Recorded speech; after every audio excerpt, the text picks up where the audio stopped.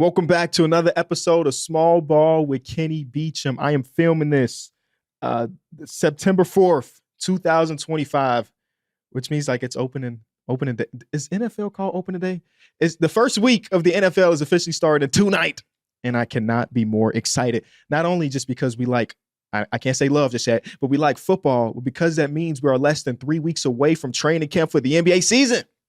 A lot of dominoes are still falling, which sounds crazy. This morning, we just found out that Cam Thomas is signing a qualifying offer. We still got a couple restricted free agents that are just in the ether, just trying to figure out what the hell is going on.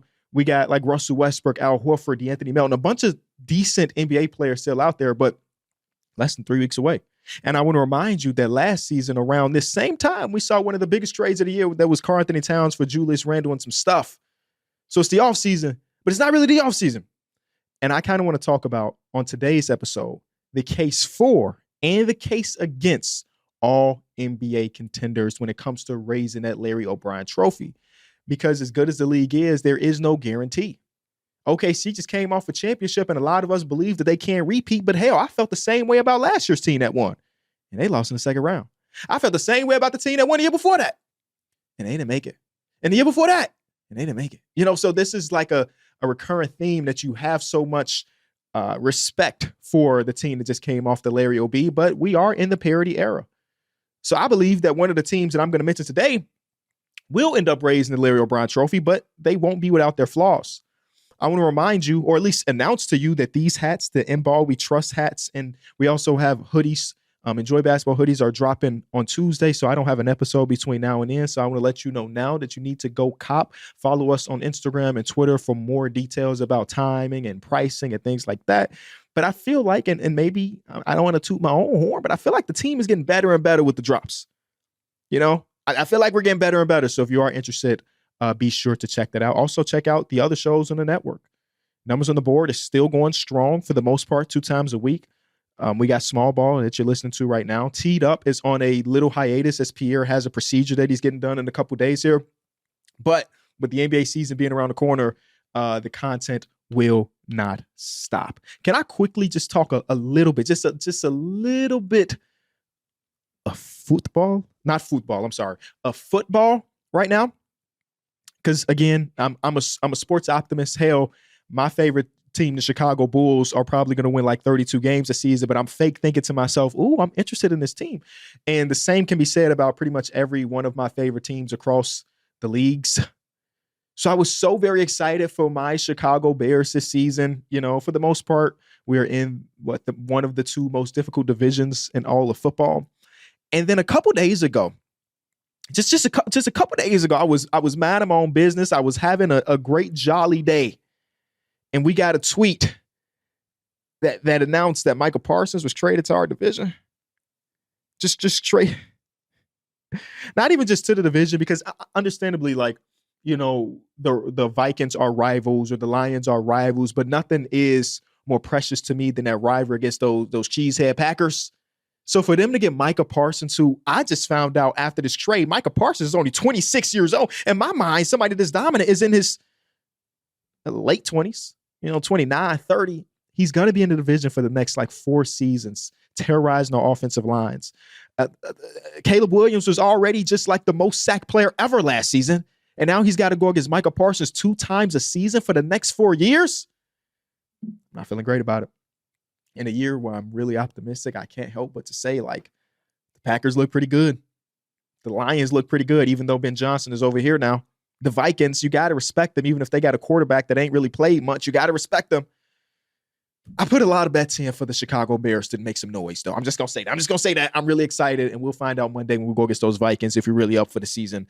And I did ask last week if y'all wanted to hear some NFL talk. I've been in some conversations with some NFL creators and some people in the space, so hopefully throughout the course of this NFL season, maybe a couple times a month, we have somebody on to kind of talk about the NFL, as I'm basically going into year number 3 of me like really being back with the NFL. We just had our fantasy football drafts over the last week or so. We have one with the homies, and we have one with a bunch of podcasters between like Nerd Sesh, Pick a Side, the Deep 3. I feel like I'm forgetting some people. My apologies. And I did those 2 drafts, and I could not be more disappointed in one of them. the homies draft, I don't know what the hell I was doing. I left the draft feeling really good. And I felt really good about that draft until I did the secondary draft where my team is so much better. I had the same exact pick in both drafts. And for some reason, draft 2 is killing draft 1. And draft 1 is the one I hold more precious because that's the money league, baby. That's the bragging rights league with the guys. So I got to make some moves happen. I am known as one of the best GMs in all of fantasy, being in my 4th year of playing fantasy. In 3 of those years, I've made it to the championship. How many rings do I have? 0. But this is the year, hopefully. Anyway, y'all want to get into some NBA talk? The big topic in the NBA space right now has to do with this Kawhi Leonard thing, where Pablo Torre spent a couple months trying to figure out if Steve Ballmer / the Clippers circumvented the salary cap in order to pay Kawhi Leonard or his team an extra $20-something million. And I listened to, I watched the entire episode of Pablo Torre Finds Out. And what a story it is. I don't want to go too deep into it. I feel like we're going to have months of investigations before we find out anything. And by that time, nobody's really going to care. But the Clippers have denied it, and the NBA has decided or put out a statement that they're aware and they're going to start an investigation.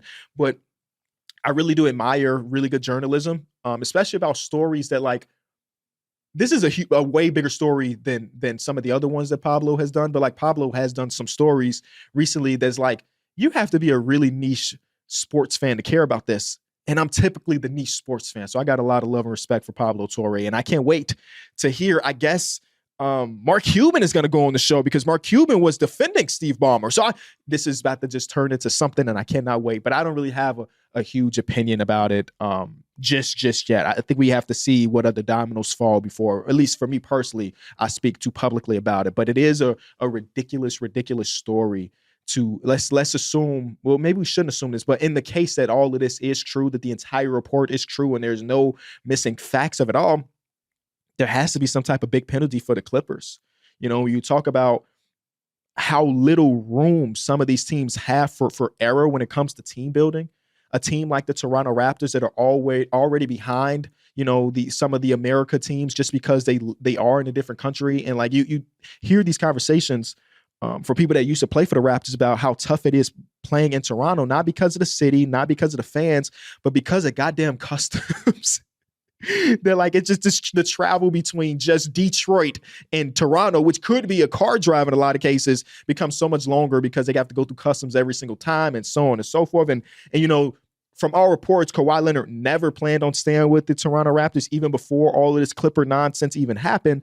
But they were already behind the 8 ball given their circumstances. And for Kawhi to potentially go to another team, not just because, you know, it's close to home and everything, but they had an extra $28 million under the table they could give him. Who knows how many other teams have circumvented the salary cap in order to sign some of these people. People have already pointed fingers at some of the other star players around ball, and I feel like it would be irresponsible for me to say some of those names that people are pointing at because we have somewhat of a platform here. But like some of the deals that have been signed over the last 4 or 5 seasons, you're like, damn, that team got him. Or that guy re-signed, but he re-signed for so much less than what I don't know now.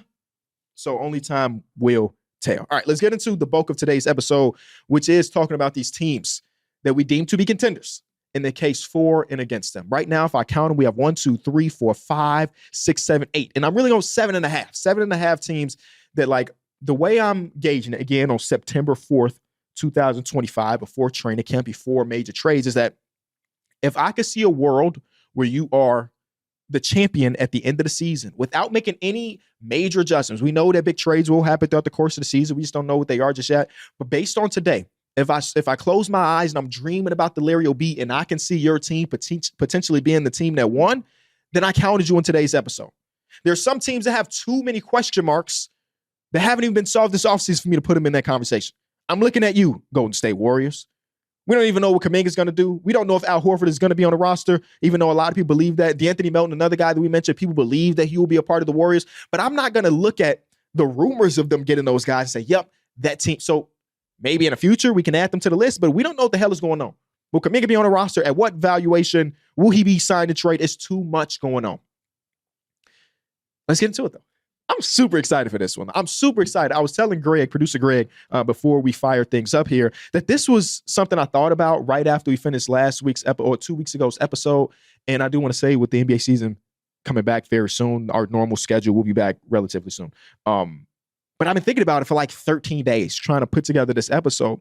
And y'all know, again, we are the basketball enjoyers on the internet. We are guys that are, or me, I'm usually pretty optimistic about so many different teams and so many different things that it is really tough for me to look at the dark side, the glass half empty side of sports. So it's easy for me to say, hey, this team is contender because it's so much more tough for me to say, yeah, this team ain't got it because.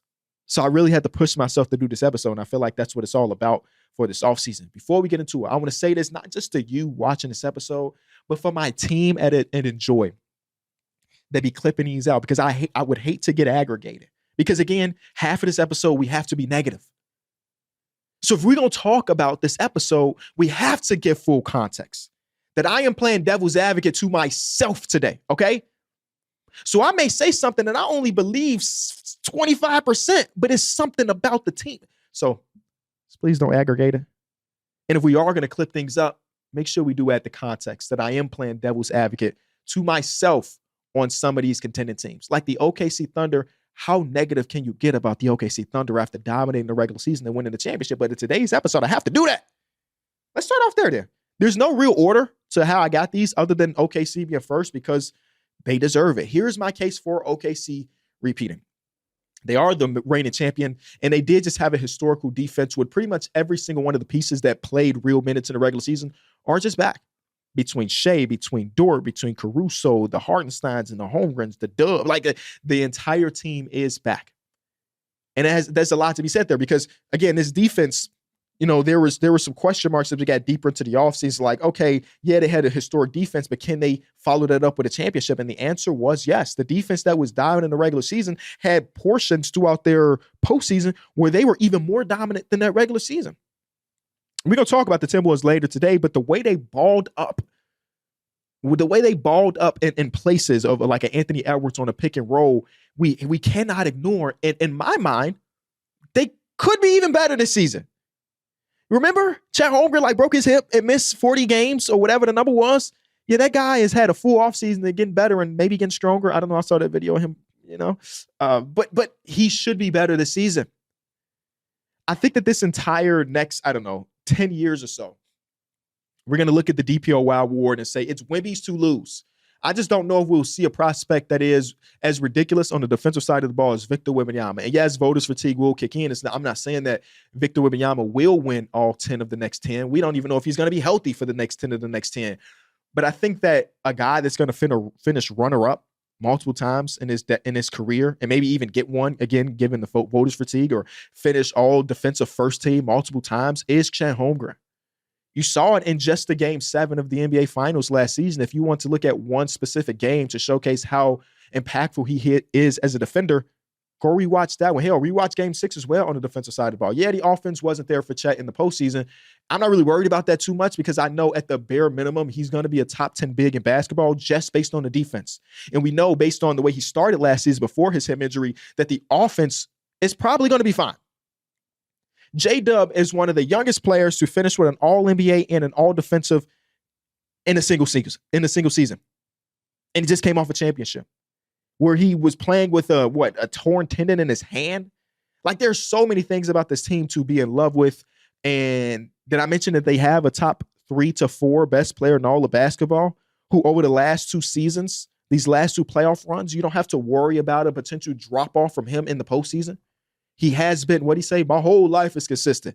That is who he is. And it showed his head in the regular or in the postseason as well.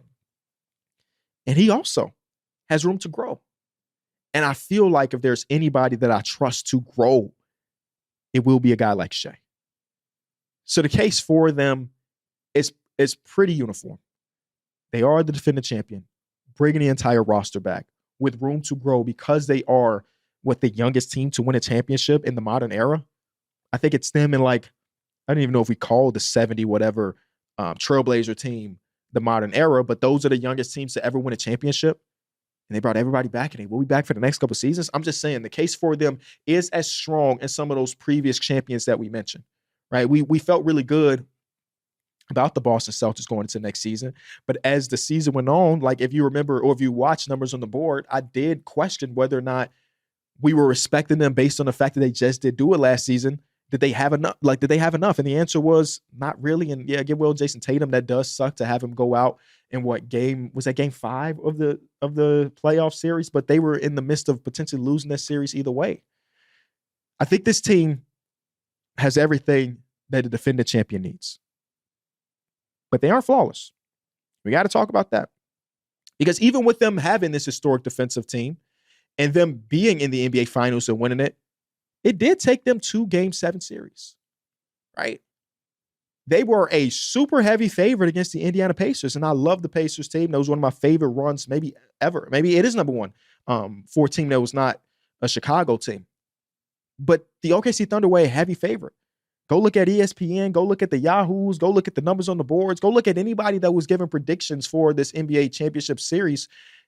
Majority of people had OKC in 5. I think there's only one guy in ESPN's entire panel that even looked at the Pacers as a champion. And they almost lost.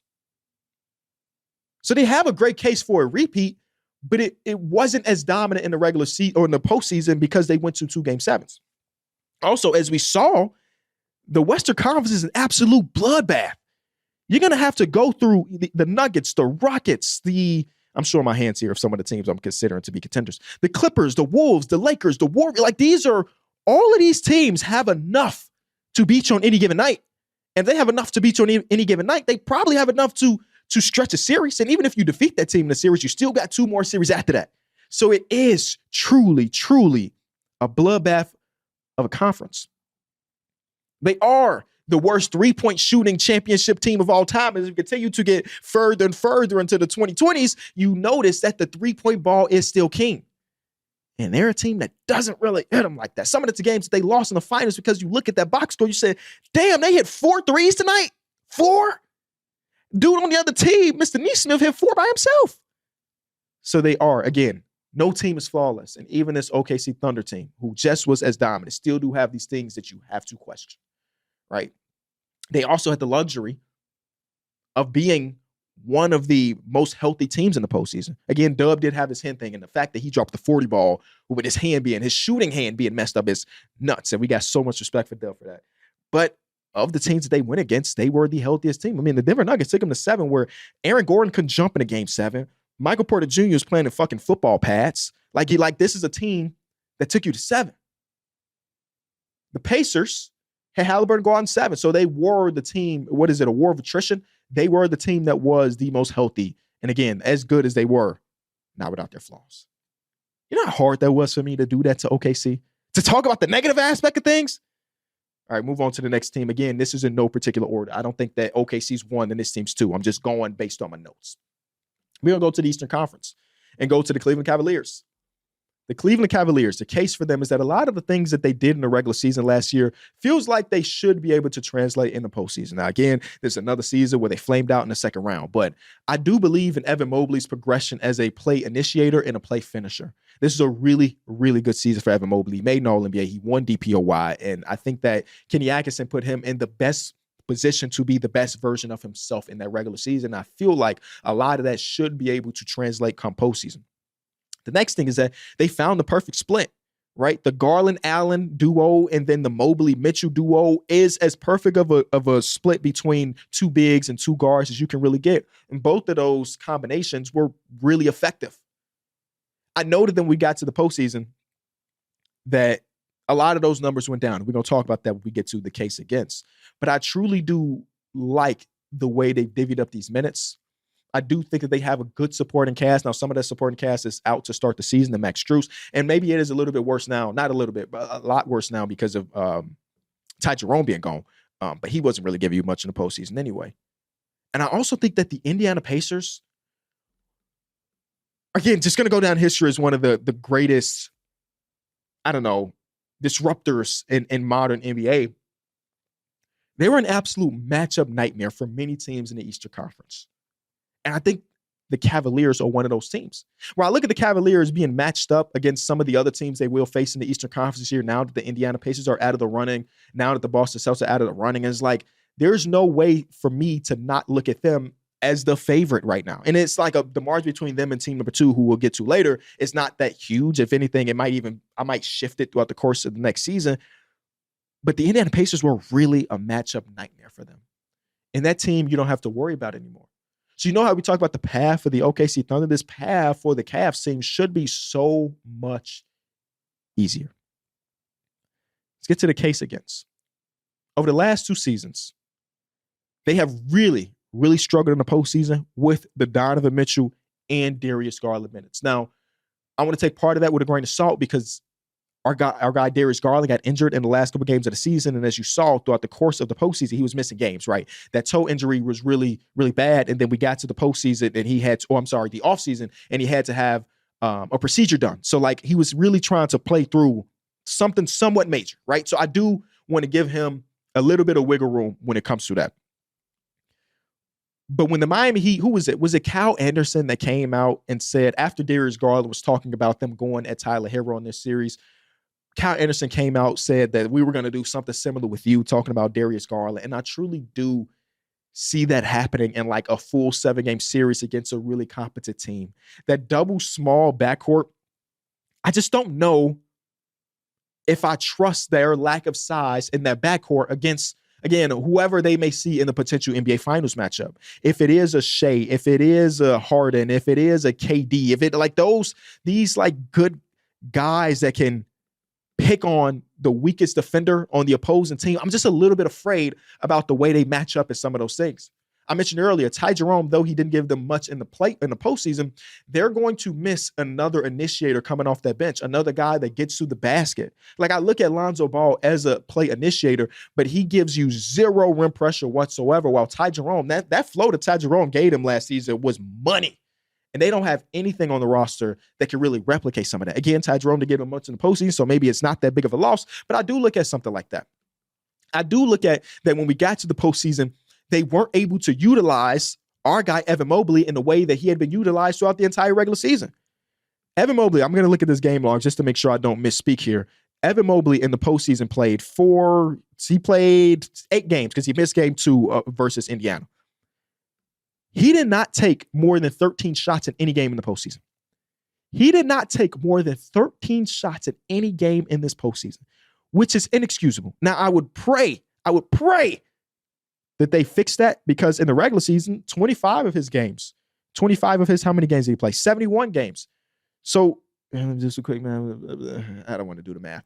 About a third of the games that he played this season, he attempted more than 13 shots. I felt like there were just times where in the postseason, they didn't really give him involved as much as you wanted him to. You know, Jared Allen hasn't been a playoff performer, hasn't been the guy that's been able to translate his regular season success to the postseason. So I'm a little bit afraid for them for those reasons. Donovan Mitchell is in the class of guys, and they're maybe the greatest of all time in this category we're going to talk about, maybe next. He's in the class of guys of when you have Donovan Mitchell on your team, your floor, he's an all-time floor raiser. All-time floor raiser. But the ceiling of those things. And I feel like, again, I'm not giving him enough credit, or I'm kind of losing some of the variables along the way. Again, Darius Garland being out and not being healthy really hurt this team. Same thing with Jared Allen in the previous. Like, it really hurts that they have not had in their era of these 2 young guards, or I can't even call Donovan Mitchell young anymore, these 2 small guards in the 2 front court. They haven't really had a really healthy postseason other than the first year where the lights are too bright, and every first year is always a struggle. But he's been such a good floor raiser that I want to see him break that ceiling. You know what I mean? And he's been able to raise his individual play in the postseason. I mean, one of those games before, let me see which game it was, versus Indiana. When you talk about getting to the basket at will and drawing fouls and doing all this, which game was that? Let me look at this game log real quick. This was game 2 versus Indy. He did have that turnover late. He shot 21 free throws in this one. And in the closeout game, he shot 21 free throws. So you know how we talk about, certain players in basketball, man, I wish he got to the basket more often. In this postseason run versus Indiana, he tried his best to really do that. And I got to give him respect there. But he's just like in the back of my head just a little bit. Love me some Donovan Mitchell. He's one of my 15 favorite players in all of basketball, but it's in the back of my head just a little bit. And it hurts me to do that again, but we're being, I don't know if I'm making this entire episode.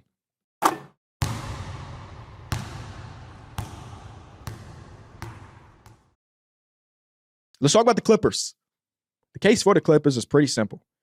They have one of the more complete rosters in all of basketball.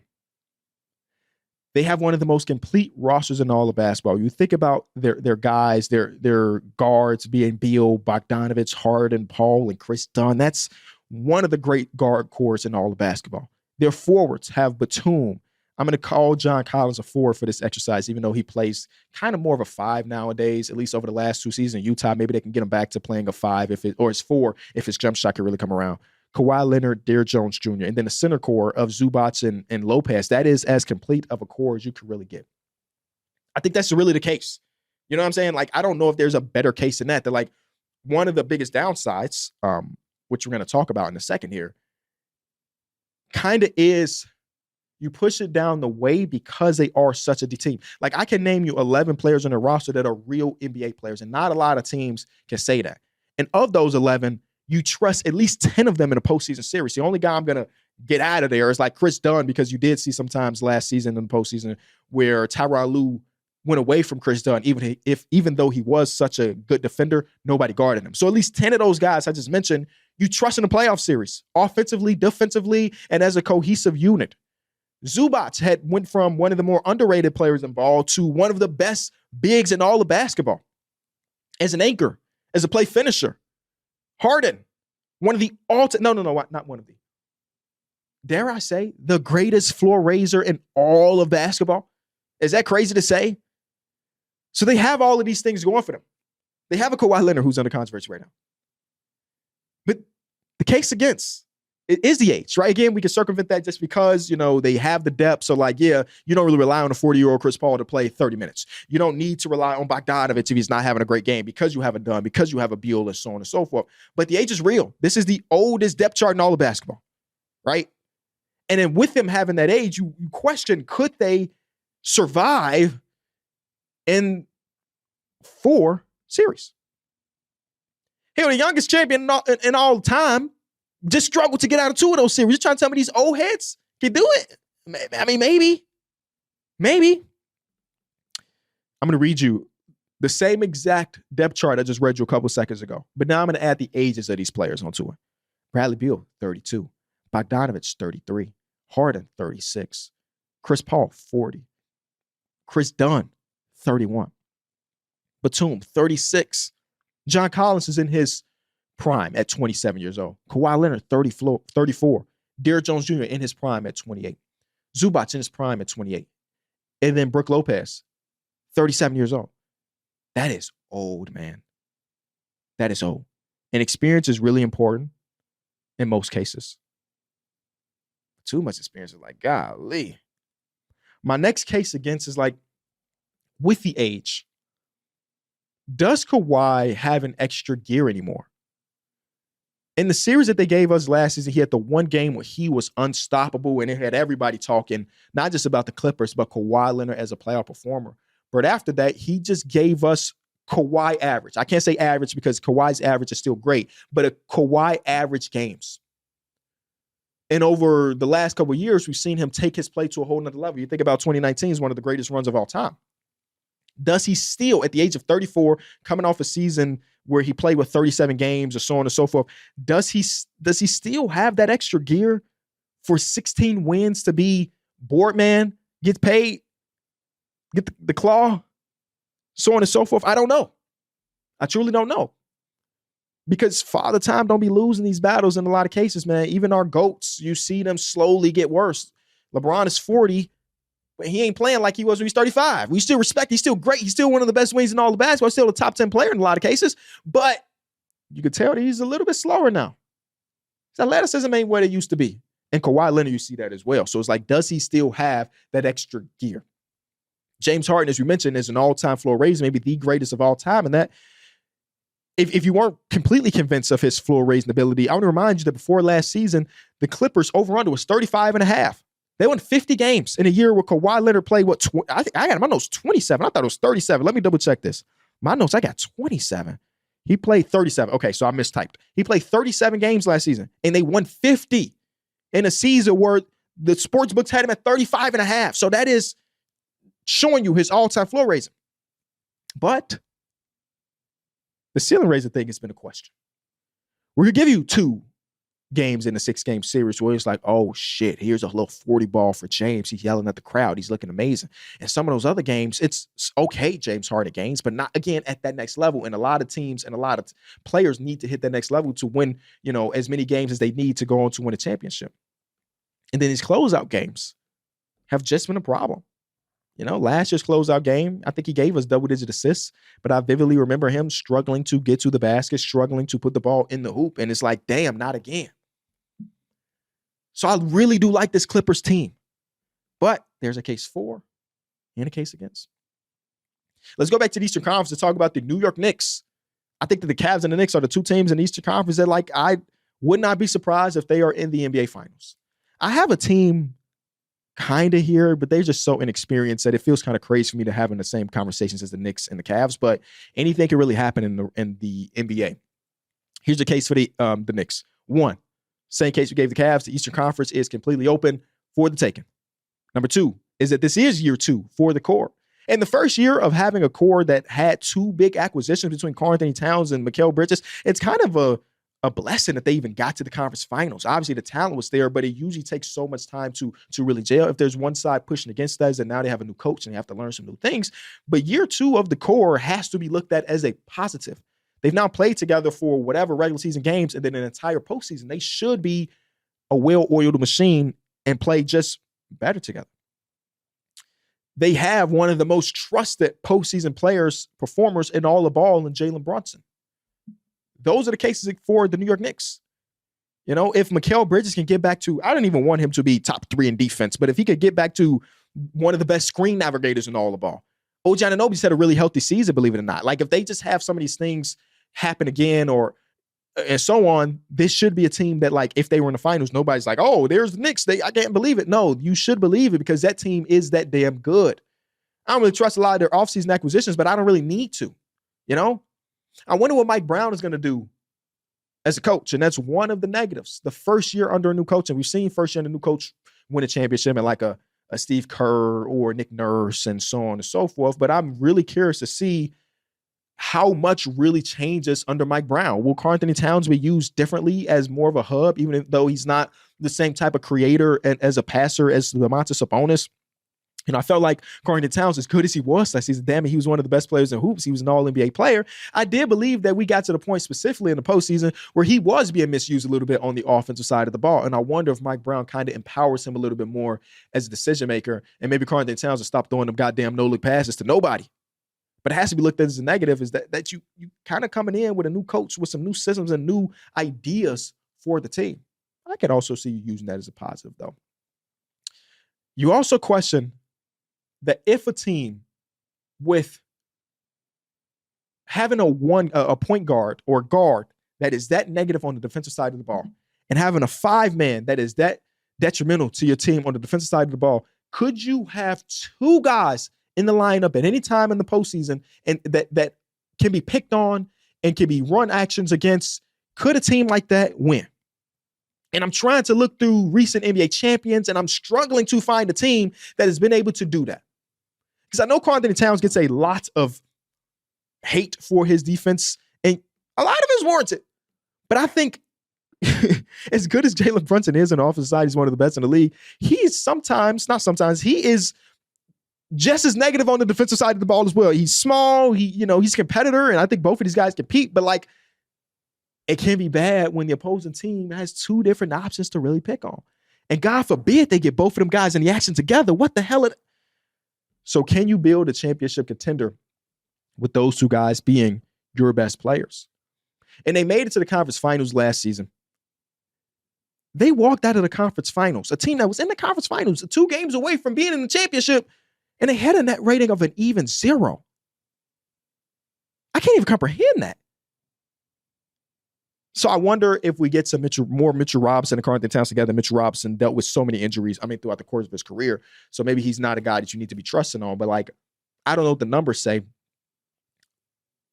But I do like Carlton Towns playing up a little bit more as far as like him playing at a 4 because you have a Mitchell Robinson on the backside. Same thing when he was in Minnesota that last season when him and Rudy Gobert anchored the best defense in the league. So I don't know if that's a ceiling that they have considering some of the other players on the roster.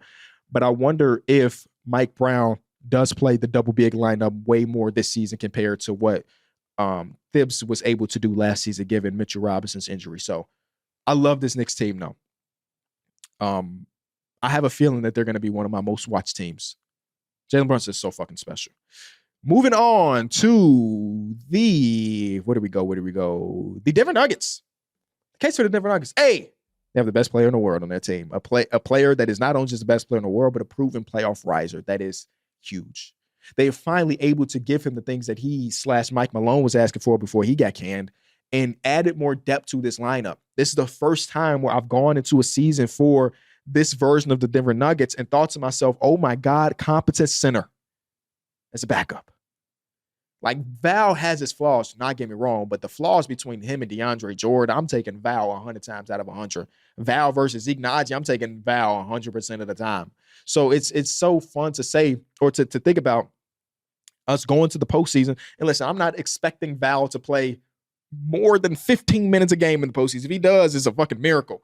But that 15 minutes, if they could just hold, now it might hurt Nikola Jokic's advanced stats if his backup is actually okay, but just them having a guy that you trust matters so much.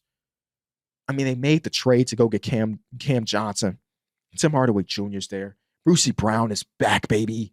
So this is a team that feels like a complete roster for the first time since they won their championship. And that can be scary for the rest of the Eastern Conference because, again, they were just in a series versus the champion with an incomplete roster dealing with so many injuries and took them to 7. It was 1 game away. Hell, the year before that with an incomplete roster was 1 game away as well to being in the conference finals when they lost to a blue lead to the Minnesota Timberwolves. So this team should be one of the more dangerous teams outside of the OKC Thunder because, again, the proven playoff riser that is Nikola Jokic and Jamal Murray. Even if these last couple seasons have been kind of wishy-washy in the postseason because of injury and stuff, still do have a lot of trust in Jamal Murray as a playoff player. The case against their defense in the regular season was ranked 21st in basketball. Was looking back on it, 21st is higher than I thought it was, honestly. They had a defensive rating of a 116.5. Well, Kenny, things got so much better in the postseason. Adelman came in and fixed some things in the postseason. They had a defensive rate of a 116. So half a point better. And that's just not like, you can't just say, Kenny, well, yeah, they lost that one series. So yeah, no, they had the same exact defensive rating in every single series that they had. And again, the small sample size, right? We're talking about 6-game series versus 7-game series versus this. The defense is still a lot to be desired. And Cam Johnson is at right now in his career, based on what I've watched from him, not just this offseason, but in the regular season as well with the Brooklyn Nets, he is an average offensive player. He is helped out by the fact that he is 6'8" and that he is so fucking smart on the basketball court, and he gives effort. But for the most part, he's an average offensive player. You know, I feel like laterally, he's not quick enough to keep up with a lot of the other good wings in basketball, and he's also not strong enough to keep up with like a lot of the 4s if they wanted to get kind of bullied with them. So I think I'm looking at him as an average defensive player. So they do still have some question marks on that side of the ball. Maybe a full year of Adelman can really patch some things up. And I think that this team will be so good offensively that they don't need to have a top 5 defense to be a real contender, but they got to be better than 21st, I tell you. They got to be more trusted in the postseason. That's the case against. Next team we're going to get to is the Houston Rockets. The case for is they just went to a dogfight of a series versus the Golden State Warriors and almost won that with them having 0 offense in the half court. 0 offense in the half court. Their offense was missed shots so we can get rebounds and go back up with layups. We were in the NBA playoffs, and that was the best thing they could do. And damn it worked for the most part. They didn't work long enough. They added Kevin Durant, one of the greatest half-court scorers to ever pick up a basketball. Maybe the greatest half-court scorer to ever pick up a basketball. You add Kevin to the team that was last season, they get out of that round. I'll tell you that much. I think they push Minnesota too. Again, I don't know exactly what happens, but I think they push Minnesota too. Just adding Kevin to this team puts them at a whole different tier. This is a team that was a 2 seed by whatever, half a game, whatever it may be. They should be just better strictly based off that. We're doing a lot of projecting with this team because obviously we haven't seen a single second together, but Amin Thompson coming off the season that he had, we project that he should be better next season. I just watched Sengun play against Jokic, and yeah, international ball is so much different than when it comes to the NBA. But boy, he's really good, if you didn't know. So he should be better this season. I'm really interested to see how he's used now that Kevin Durant is there on the roster, and Freddie has been as steady as can be. So they have, like, we talk about the depth that was it, the Clippers. The Rockets traded for Kevin Durant without giving up a lot of depth to their team. Jabari signed his extension. Tari Eason is on the team. Steven Adams, who played a huge part in their late season push, still on the team. You do have some questions about Reece Shepherd. Will he be ready to play real minutes come postseason? But damn it, this team is as full as you could have it. And now they have a top whatever player in all of basketball at the top of it on the offensive side. The case against it is that this is a new constructed team, right? It's rare to see a team. I mean, Anthony Davis and the Lakers did it, in his first season with them, but it's rare to see a team be able to acquire a talent that is a top 10 talent or whatever it may be and immediately go on to win a championship. So it is somewhat of a struggle there. So that's one of my negatives. The other negative is that even though Kevin Durant has put together I'm crossing my fingers here, 2 back-to-back relatively healthy seasons, the years before they played 35 game, 55 game, and then 47 games. So he hasn't been this beaker of great health recently in his career, and he is in his mid-30s. So I'm keeping my fingers crossed because we need a healthy Kevin Durant season, but it's not out of the realm of possibility that his old age could catch up to him and he misses some time. And one of the things that I admired about Jalen Green, even though I'm definitely not the biggest Jalen Green fan, is that he was available on a nightly basis, and not just available, but like a 20-point per game score on a nightly basis. If Kevin Durant misses a few months in the season, the offense will go back to being a drag, I would believe, with not a lot of cases for people getting them out of that. So not very strong cases against the Houston Rockets, but there are the cases there. Would Reece Shepherd be ready for postseason hoops? Will they need him to be ready? I guess is even another question.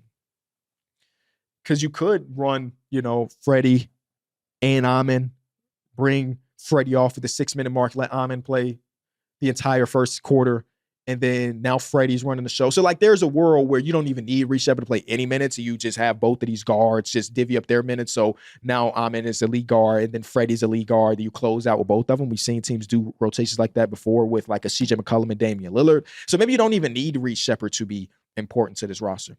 But it would help. It would help if Reece Shepherd was a player. Next team we should get to is spend some time in the Wolves. Because even though I put them there out of sheer respect to them for being in the conference finals back-to-back seasons, right? Were they on the right side of the bracket? None of that shit matters to me. They were in the conference finals back-to-back seasons, so they have the utmost amount of respect from me. My case for them is that Anthony Edwards has gone through the last every year of his career and just got better and better and better. And then he told us after he lost the last series that I'm gonna be in the lab, but I'm not telling y'all what I'm working on. When he came into the league, he shot 32% from 3 on 7 attempts. In my mind, there was no world where he was going to lead the league in total 3-pointers made. He went from downhill Dwayne Wade to having Curry range in one offseason. That's nuts. So I'm not putting nothing past him when it comes to this offseason workouts. Who knows what type of player he will be next season?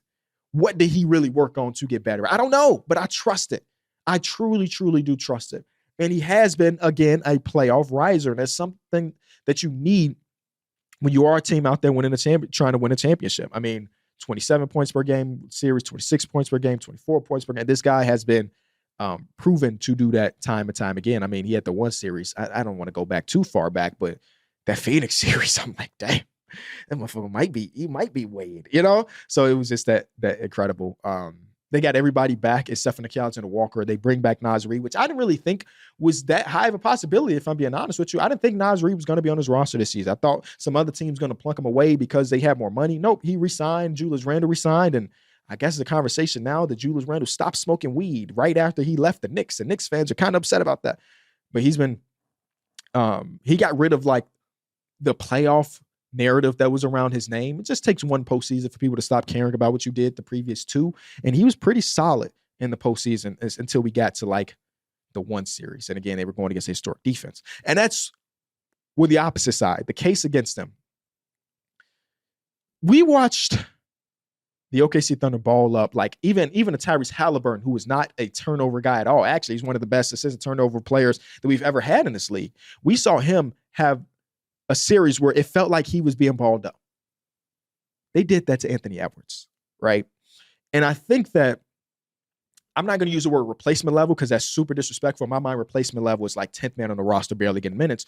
But them not having a high tier, let's say high tier point guard on the roster scares me because I do believe that when it was Anthony Edwards and an old Mike Conley who wasn't even that good when they were on the court together, that's when they saw the most success because they had somebody to get them into their sets. And if he isn't going to be very good this season, and I can't assume that, but I'm just going off the age and everything, that he's not healthy or he's not ready to be that player. And maybe Anthony Edwards isn't ready to be that player, to be the full-time lead guard. That does scare me a little bit because they don't really have a lot of players on the roster that could take that pressure off. I mean, Ike Alexander Walker's running some real guard play and he's gone. You're really, really trusting in a few young players, man. Like, I said, Reece Shepherd is important, but then again, they can, no. You can't do that with Rob Dillingham. I think Rob is one of the most important young players on a championship contender. And I'm not even talking about him being an all-star. I'm not talking about him being even a starter in the league. But he has to be able to give them something. He just has to be able to, especially considering all you gave up to get him on the roster. You also trusted in Terrence Shannon Jr. And I have more trust in Terrence Shannon Jr. than Rob Dillingham, not because of the talent, but because of the role associated with his talent. You're telling me Terrence Shannon Jr.'s got to come in and be energy and hit some shots and play defense? That's so much less of a load than Rob Dillingham, who has to already be at a disadvantage because of his size defensively, but has to guard, be in a shit ton of action in the postseason, and be a play initiator. It's just a bigger load for Rob Dillingham than with Terrence Shannon Jr. So that was what scares me. And like Rudy Gobert offensively, after he got that one game against the Lakers, bro, I mean, he's always been a bad catcher of the ball. If it ain't a dunk, I don't trust him with it. And he did show a little bit of short roll passing. And I was like, okay. And it didn't materialize in the postseason. Some of them games last season, he was unplayable on the offensive side of the ball. And part of that is his own doing because he's never really developed his game throughout his whatever year career. But also that goes back into my point guard play thing. It is not a surprise that when Rudy Gobert is having his best performances, Mike Conley's getting a lot of burn and getting him that ball. So if Mike Conley is not going to play to that level and they don't have a replacement for that, I just don't think Rudy Gobert is going to be good enough on the offensive side of the ball. You understand.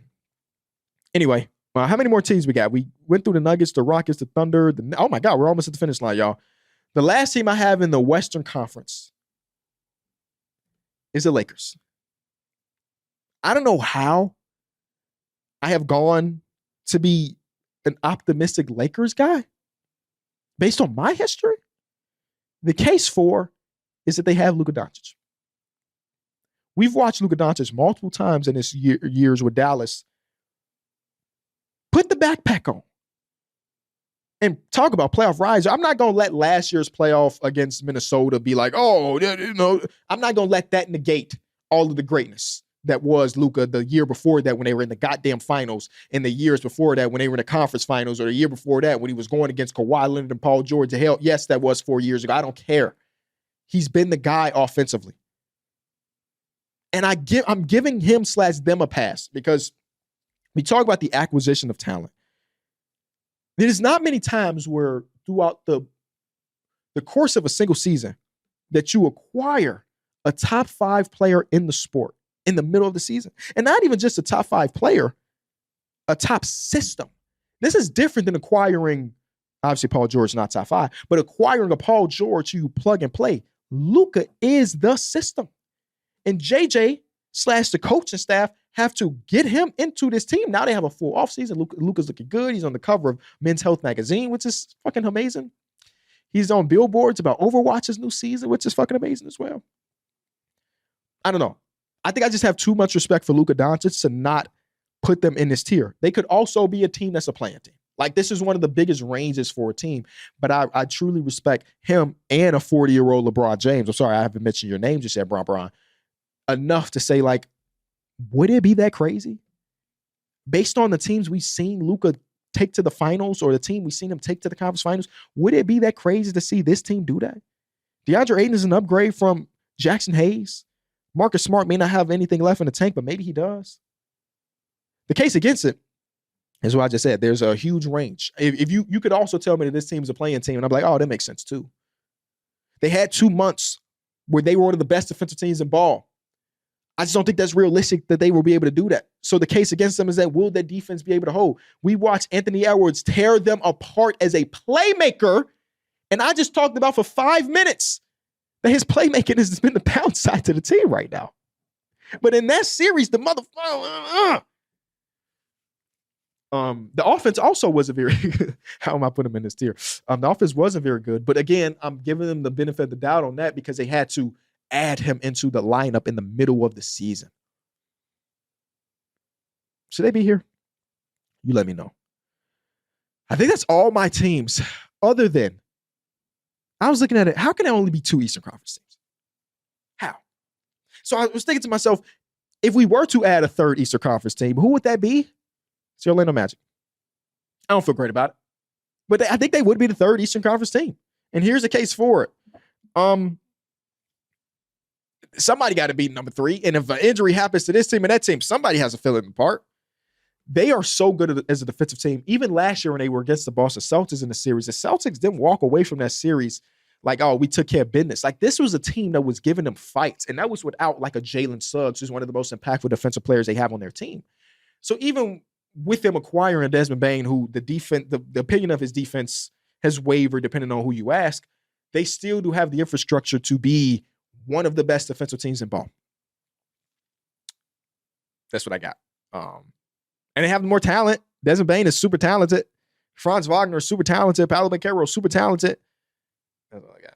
Case against is where's many. It's unproven and unseen. They still will probably have spacing issues, right? Desmond Bane helps a ton when it comes to 3-point shooting, but he's not a fix-all. He can bandage some stuff, but the other people, Jalen Suggs got to hit his threes. Franz Wagner got to hit his threes. Paolo Banchero got to hit his threes. Okay. That's all I got.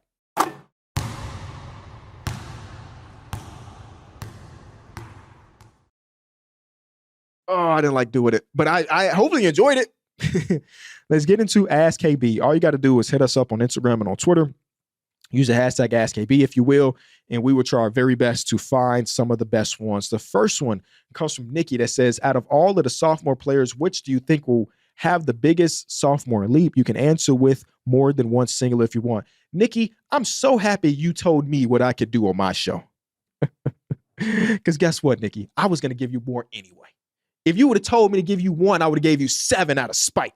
No, the 2024 draft class obviously wasn't the greatest of all of them. But if you ask me who do I believe the most in taking the biggest jumps, the guys that come to mind immediately is I truly believe that Donovan Clingan is a guy that can anchor a really good defensive team. I don't know if that happens in year number 2, but I really do trust him. I mean, he was one of my favorite prospects in this year's draft for that alone. And if you look at his numbers from just the minutes that he played last season, which was 19 minutes a game, or round up a little bit, 20 minutes a game, he was already one of the more impactful 5-men in all of basketball in just 20 minutes per game. And I know they drafted a center in the spot, but I just don't know how ready Hansen Yang or Yang Hansen or Hansen Yang, I still don't know how ready he will be at the NBA level just yet. So I really do believe that Donovan Clingan can be a play finisher on the offensive side of the ball and anchor a really good defense. Another guy that I have some trust in is Zach Edey, who last season we saw his production go up after they ended up getting rid of Coach. I really did love Taylor Jenkins, but once they started running more high pick and roll with John Morant and Zach Edey's production went up so much because, I mean, he is a brick wall that sets great screens. You're telling me that we put him in a position to be great, he can be great. I truly do believe another year under Thomas Isalo, he has an opportunity to, what was his averages last season? 9 points per game, 8 rebounds. I wouldn't be surprised if that goes up dramatically. Also in here, you got to go with Modest Buzelis, who once he became a starter was averaging about 14 points per game. In the regular season stats just says 8. But once he became a starter, he looked pretty good. I need to see his playmaking leap. I need to see him crash the glass a little bit more for a guy that's 6'9", 6'10". But those are some of the guys that come to mind immediately. Tristan da Silva, I think that when you drafted him, you thought he was going to be a better shooter than what he gave you in his rookie season, which is 35%. If he can be a 36% three-point shooter, I don't expect him to be a starter on this team because they already have their wings figured out. But I think he can be an impactful role player for an Orlando Magic team that's really going for it. Jacoby Walter, I did enjoy his season here with the Toronto Raptors. And I thought that if we're going to look at Summer League at all and have it be a little, have a little crumbs about who's going to be good and who's not, I think Jacoby Walter is one of those guys that can be a real rotational player. Keyshawn George, you figured it out? I like a lot of people in this draft class, even if I don't think a lot of them are going to be, the superstar players that some of the previous draft classes have provided us with. Next one comes from Benjo that says, in your time watching the Bulls, who do you think is the most underrated player from any season? A player that might not have played a bunch of minutes, but when they were out there, they made an impact, but never really got much recognition for. What a great question. Shout out to Nikki as well. You also gave me a great question. The guy that comes to mind immediately when I saw this was Javonte Green, man.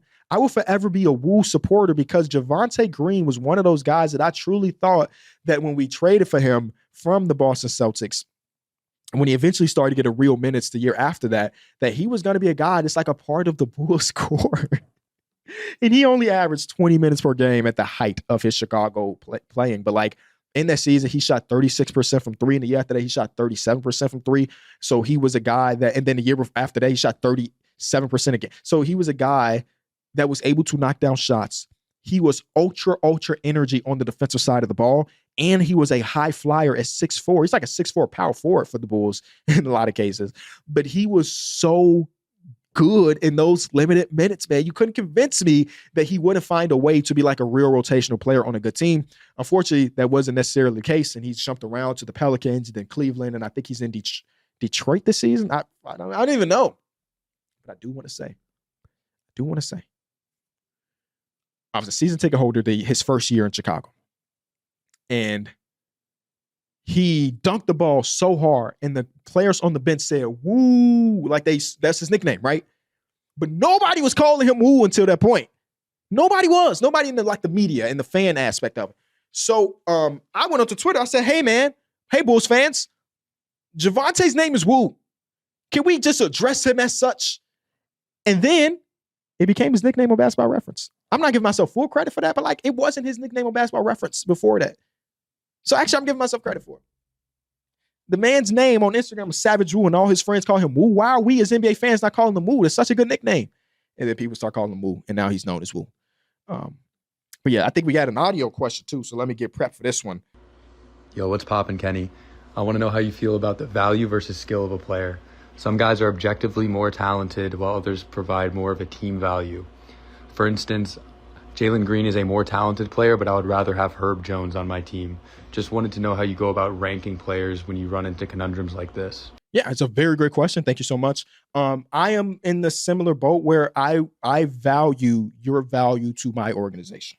The example that you gave is actually perfect because immediately when you said value, I thought about a guy or skill. I thought about a guy like Jalen Green, who is undoubtedly a really skilled scorer in the NBA at the NBA level. A guy like Cam Thomas, who just signed his qualifying offer, is a really skilled player. But there are so many players that are not as good at the game of basketball that I'd rather have on my team because the skills that they provide, these guys provide, I feel like I can patch together that production. You know what I mean? So okay, using your example, Herb Jones will not average 20 points per game. I mean, maybe he does. Shout out to Herb Jones. But he probably will not average the same amount of points that Jalen Green has averaged in his NBA career. But I could argue that based on the points he's taken away on the other side of the ball, that maybe he is providing 20 points worth of production. You know what I mean? With his 10 points per game, I don't even know. What the hell was Herb Jones? I know Herb Jones had a down year, so I don't want to. Yeah, his 10.3 points per game that he provided in the regular season. Is there a world where he's stopping 5 possessions from going in? Probably. So he holds more value. And I think that you have to, as a general manager, your number one job, your first job as a general manager, in my personal opinion, is to acquire the guy, right? Because you cannot win a championship without the guy. Now, there's different levels of acquiring the guy that can be via trade, that can be via drafting, And sometimes acquiring the guy via trade can be detrimental. But for the most part, if your goal is to win a championship, you need the guy. But you also need those value players across the league as well. Aaron Gordon averaged, I looked at Aaron Gordon's numbers recently, and I was really surprised with the production. He averaged 14 and 5 rebounds last year. 5 rebounds. I'm taking him over a lot of players in his position that average more points than him. The Denver Nuggets found the guy, Nikola Jokic, then found the value guys around him, the guys that provide value to the day-to-day winning of games. You know? So I'm always going to be team value, especially if we're talking about players that, you know, sometimes you're so fucking skilled, right? And I mean, like, you got to be like top 5%. None of that matters. You know what I mean? If you're a top 5 skilled player, I don't know, top 5% skilled player. I'm trying to think of an example. I can't think of an example. Yeah, I can't think of an example off the top of my mind. But like, I don't really care about the value at that point, because if you're a top 5 percentile at this skill, then I'm going to take that. I'm going to take that. But a lot of the guys aren't in that. Like, I don't think Cam is in that. I don't think Jalen Green is in that. I don't think a Jordan Poole is in that. All unquestionably really skilled guys in the NBA, but they just don't add the same value to winning as what a Herb Jones can do in a lesser role. I think we got another. Hi, Kenny. Hope all is well. I saw this on the NFL post, but I'd love to hear it from your basketball perspective. The question is, who are some of the youngest players that could retire today and still make the Hall of Fame? That's a really good question. Okay. Let's do it this way. Let me pull up a list of players, because I don't want to forget about some guys off the top of my mind. So you're saying today we get a post that's from Shams Charania. Surprisingly, so-and-so player has retired from the NBA. Here are the guys that will be able to make the Hall. Jokic is 30. We know he's going to make the Hall. Shea is 26 years old with an NBA Finals, an NBA Finals MVP, 3 All-NBA appearances, if I'm not mistaken. That resume by itself at the age of 26 is significantly better than some of the people that are in the Hall. Now, I don't know how the NFL Hall is. I don't know. Is it the football Hall, the NFL? I don't know. The basketball Hall is a lot easier to get into compared to, I know the baseball Hall is like, you got to be him, which I respect. But put Barry in the basketball Hall is not that strict. So a 26-year-old with an MVP and a Finals MVP to back that up, plus a few years of greatness pre that, I think you have to say he would be a Hall of Famer today. Giannis, undoubtedly. Luka Doncic, though he doesn't have an MVP, though he doesn't have a championship, if we're basing it off the Basketball Hall of Fame, you think about his international career, we already won an MVP over there, and then he also ended up having 5 All-NBA first-team appearances in the NBA. That's a Hall of Famer at the age of 26. I don't think Anthony Edwards is there just yet. I think he's only got, 2 All-NBA appearances and 2 Conference Finals appearances. I don't think that resume is good enough. Halliburton, not good enough. Donovan Mitchell at 28. I don't think it is. No, I don't think if Donovan Mitchell retired today, I don't think he's going to be a Hall of Famer. If I'm looking at his basketball reference really quick, I think he's only made a couple All-NBA teams. 2 of them to be exact, a 6-time All-Star. I don't think that's enough. So I'm going to pass on Donovan Mitchell. Brunson, no. Too small of a prime so far. Tatum, undoubtedly Jason Tatum is an NBA. I keep saying NBA. Basketball Hall of Famer. 6-time All-Star. 5-time All-NBA. And I think 4 of them are All-NBA first team. Number 1, he was the top 5 player in the league. And I'll remind you, these are All-NBA appearances when they got rid of positions, right? It wasn't like, oh, we needed an extra 4, put Tatum in. No, this is positionless. He's been first team 4 times. He's got the championship. That's it. All-Star Game MVP. That's got to mean something. Don't he got a gold? Yeah, he at least got 1 gold when Steve Kerr didn't play him. So he's got some international play as well. So Tatum undoubtedly at the age of 27 is a Hall of Famer. And then all these other guys are like the older guys. Wembanyama, obviously not. LeBron, Anthony Davis, yeah, but these guys are older. Kay Cunningham, obviously not. Evan Mobley, obviously not. Karl Anthony Towns, I don't think so. Devin Booker, I don't think so. So I think those are the group of guys that the younger guys that if they retire today would make the Hall. A lot of these guys will be close though. You know, I think some of these guys are close, but not just there yet. Another great batch of AskKB questions, man. I appreciate everybody that watched or listened to this episode. I didn't expect this to be an hour-long show, but damn it, we here. I will not be back next week. This is going to be the week after that, and then hopefully after that, we can get back to our regular cadence. I'm trying my very hardest for the season to have more guests on the show compared to last season, where we started off hot with Keandre. Shout out to my boy Keandre, by the way. He got a job with the NBA teams. Are you kidding me? And then we had Matt on the show, but I think we didn't have anybody else after that. So I'm going to try my very best to get more talent onto the show. So if you have a favorite creator or a favorite writer or a favorite person in sports media, hit me up. Don't hit them up. Hit me up. And I can add them to the list, and maybe I can hit them up and say, hey, do you want to do the show? Appreciate y'all as always. Check out the In Ball We Trust. I ain't even show you this little detail. You may have noticed this detail here, and then on the inside, we got the stitching. Enjoy stitching. I don't know. Check it out. Love y'all. See y'all soon. Peace.